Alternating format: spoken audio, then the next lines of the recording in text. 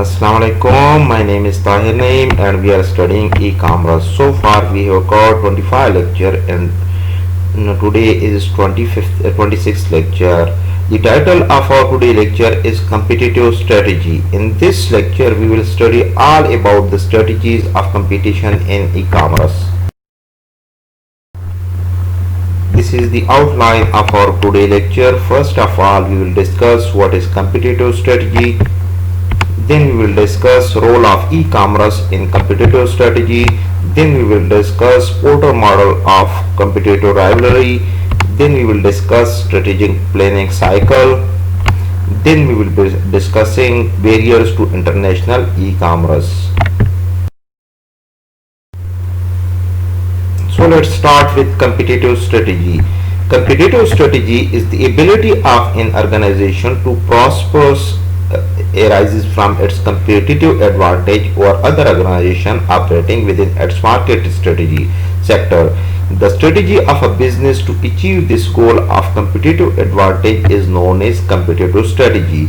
There are three basic strategies for competitive advantage which are shown as under. First of all, cost leadership. The second is differentiation and third is focus. Let's discuss it one by one. First, cost leadership. Cost leadership is the ability to sell the goods or provide the services at the price that is lower than that of the competitor and thus attract more customer. So basically, cost leadership is all about cost, that your product is your product cost is less than your competitors. That's why customer get your product or service. So the second one is differentiation. Differentiation means that your product or services has certain quality that makes it more attractive than the one offered by your competitors. Despite the price of your competitor product service is somewhat lower. For instance, you can beat your competitors for the reason that the air condition produced by your company is unique, does not produce noise while in operation, whereas this feature is missing in the air conditioner produced by your competitors. So basically, differentiation is about the value addition, that if two companies are offering the same products, but one has more feature or more qualities than the other, then it can sell a little bit more price than the ones that has inferior qualities. Focus.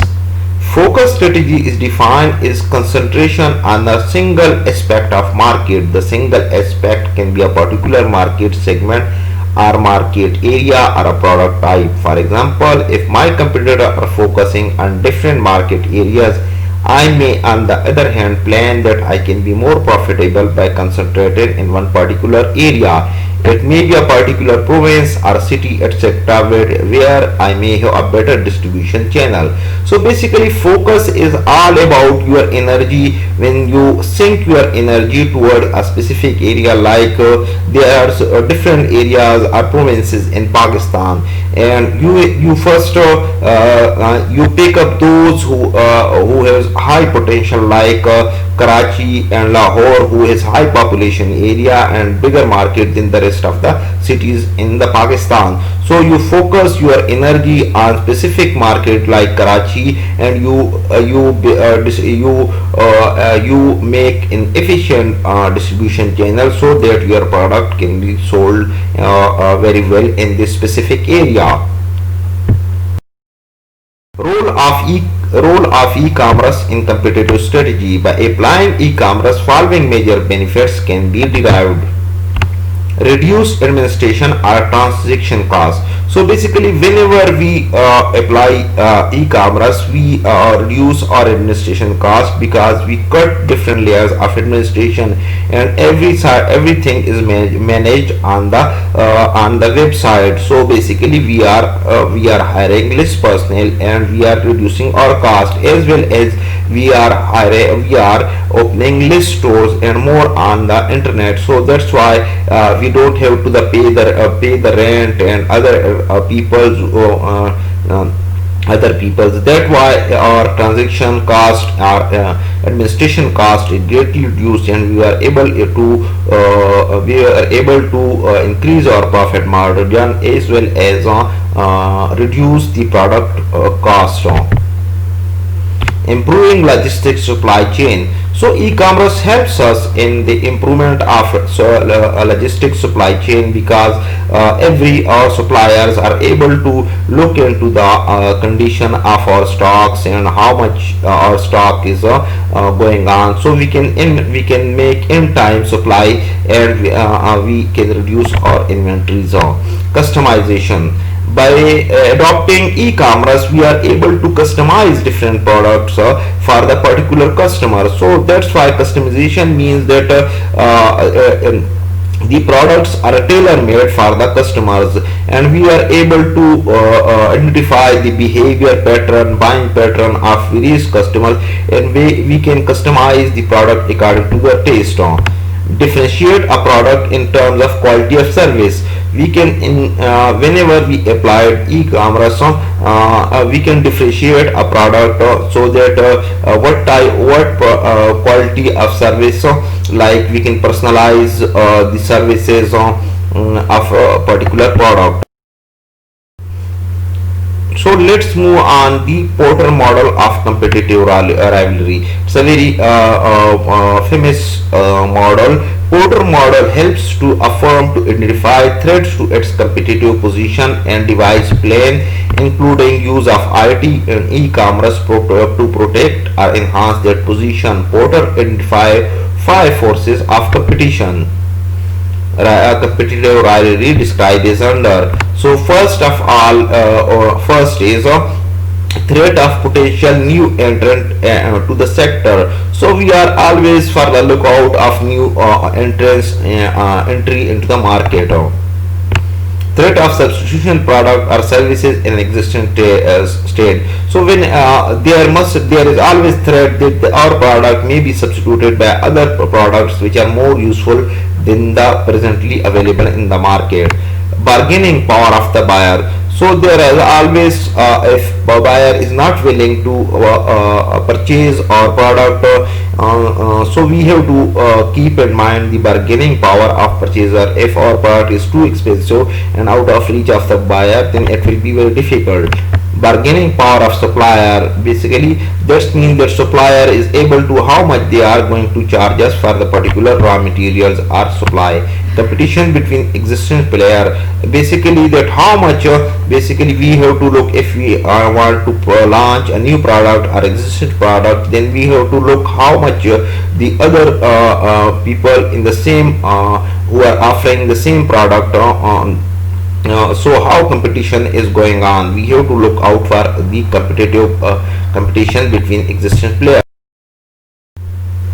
So there, this is the Porter model. Here, look here, there are 5 forces. One is the potential of a threat of potential entrants, that who is entering new to the field. Bargaining power of buyers, and threat of substitution, that this product will be substituted. Bargaining power of suppliers, and the existing player, how much existing player are doing in terms of their strategies. So let's discuss these threats one by one. First of all, threats of new entrants. This threat relates to the ease with which a new company or a company in different product area can enter a given trade sector. Typically, barriers to entry are capital, knowledge, or scale. So basically, e-commerce can be a barrier for new entrants. For instance, where competing business have heavily invested in EDI and are using same, their investment would act as barrier for the new business to enter a trade sector. Conversely, advancement in technology has given rise to new ideas, providing opportunity to new entrants without any need to build the IT infrastructure or make heavy investment or compete existing player. So basically here we have to look out for the new entrant. Basically everybody loves smartphone. So basically you have heard of Nokia. Nokia was dominant phone manufacturer in not too distant past, but with the entry of Chinese mobile or other, so Nokia was because of the entry of new entrants, because the capital or knowledge level of entering into the field was significantly lower. That's why it was not able to keep pace with the time. Threat of substitution. This threat arises when a new product is available that provides the same function as existing product or services. For example, cotton fiber was in past replaced by synthetic fiber and glass bottle was substituted by a plastic one. This threat got materialized in case of music shop in the physical world when due to the advent of e-commerce, music became available in the downloadable format through the artist's website. The site in fact had provided a substitution distribution channel. Another example is that of online banking, which substituted traditional banking in the physical world. Bargaining power of buyers. The cost of producing and distributing a product should be less than the price it can bring in the market in order to be profitable. Number of competitors and supply of product are two major factors that determine the bargaining power of buyers. A buyer is in a strong position to bargain for lower price if there are many competitors or the supply of product is in the market is surplus. Note that this will help with the help of e-commerce, lower production cost, more inventory control, and quick response time can be achieved. Basically, if there are much more products available from different companies and there are bulk of there is too much excessive products available is compared to demand of the user, so the buyer has the bargaining power and he may demand the reduced price for the saved item. Besides, direct sale to customer is also possible that cuts the cost of involving intermediary. So is like smartphone is nowadays available on the e-commerce market, while it's also available in the physical store, but whenever physical store cost model is more expensive as compared to the e-commerce model. Therefore the e-commerce is able to sell a product cheaper than the physical stores because of involvement of several layers. Therefore, business using IT e-commerce can reduce overall cost and afford to keep the prices of a product relatively low. Bargaining power of supplier. Business try to find more favorable terms from their own supplier. If supply or raw material is plentiful or there are many suppliers, the supply can be procured at lower price. Otherwise, position is more favorable to the supplier having more bargaining power. Ability to trade electronically is a factor in the quality of service and may be requirement of a buying organization. Accordingly, buying power of suppliers is reduced if not electronically enabled. So basically, if there are one supplier of a particular raw material or something, then he can demand the price according to his own wishes. If there are more than two, if there are plentiful of supplier available of raw material, then it's the supplier doesn't have bargaining power to demand the price as he wishes. Competition between existing players. Competition among businesses is to get more buyers and trade at price that producer produces an acceptable profit. If there are many players of the same size, capacity, and strategy having little difference between product or services, then there is fierce competition among them regarding price or product services. So basically, if there are more than same product available, same technology available to the buyer, he can there will be fierce, there will be extreme competition among the existing player. Even a small change in the price of product services can be crucial for business. Again, the use of e-commerce can cause a significant difference by reducing administration transaction costs increasing efficiency of supply chain, improving product quality and customer service. So strategic planning cycle. E-business competitive strategy is normally formed and implemented according to the planning cycle, which is called strategic planning cycle. There are 4 stages in this planning cycle. So here is the picture. First of all is the industry and competitive analysis, strategy formulation, implementation and performance or assessment of strategy and assessment. We will discuss these one by one in the next slide. First of all, industry and competitive analysis. It aims at identifying those sectors on which the success of an electronic e-commerce project or businesses would depend. One way of doing is to carry out SWOT or strength, weaknesses, opportunity, threat analysis and study your businesses as well as business of your competitors. Analysis of online competitor business is relatively easy since there are few clicks away on the web. Second is strategic formulation. Based upon the study of internal and external business environment in light of company strength and weaknesses, a competitive business strategy is formed. It may be strategy of cost leadership, product differentiation or focus. One can also identify ways how to information technology can be used to implement and enforce a strategy. Implementation.